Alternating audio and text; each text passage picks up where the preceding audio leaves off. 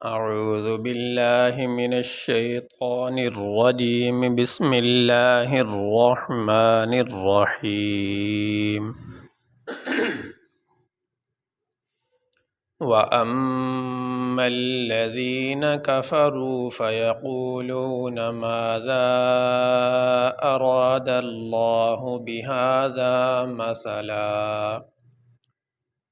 واو زبر و حمزہ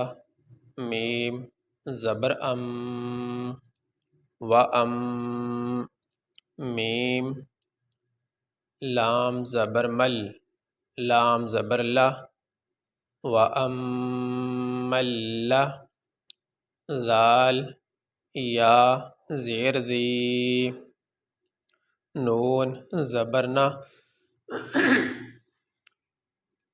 وَأَمَّا الَّذِينَ کاف زبر کا فا زبر فا کافا را واو پیش رو کفروا فا زبر فا یا زبر یا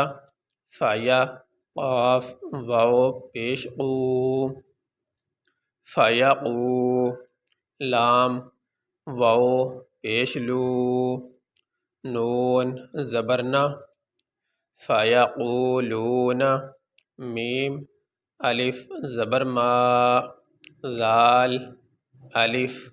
مد زبر ذا ماذا حمزہ زبر را الف زبر را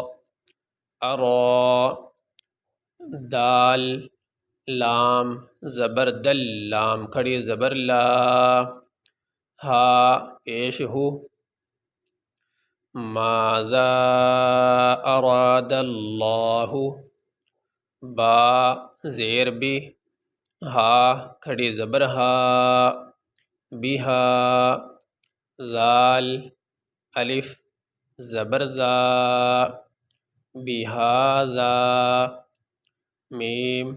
زبر ما سا زبر سا ماسا لام دو زبر لن مثلاً یہ قرآن میں اکثر جگہ یہ بیچ میں یہ چھوٹا سا میم لکھا ہوتا ہے اور سائڈ پہ یہ لکھا ہوتا ہے وقف لازم. یہ جہاں بھی آ جائے یہ بیچ میں میم آ جائے اور یہ لکھا ہوا بھی آ جاتا ہے وقف لازم، تو یہ جہاں بھی آ جائے وہاں پہ سانس لینا یہ لازمی ہوتا ہے، ملا کے پڑھنا درست نہیں. اس جگہ پہ وقف لازمی کیا جائے گا، سانس لیا جائے گا، اس حصے کو علیحدہ پڑھا جائے گا اور یہاں سے آگے علیحدہ شروع کیا جائے گا، یہاں سے ملا کے نہیں پڑھ سکتے. تو اب یہاں پہ ہم وقف کریں گے، سانس لیں گے اور آخری حرف کو ساکن پڑھا جاتا ہے، تو یہاں پہ آخری حرف لام اور اس کے اوپر ہے دو زبر. تو وقف کرنے کی صورت میں ہم اس کے لام کے اوپر جو دو زبریں ان میں سے ایک زبر کو پڑھیں گے. تو وقف کرنے کی صورت میں اس طرح پڑھیں گے مسالا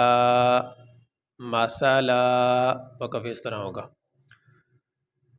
وَأَمَّا الَّذِينَ كَفَرُوا فَيَقُولُونَ مَاذَا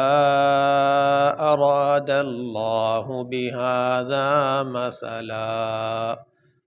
یہ ہمارا سبق مکمل ہوا.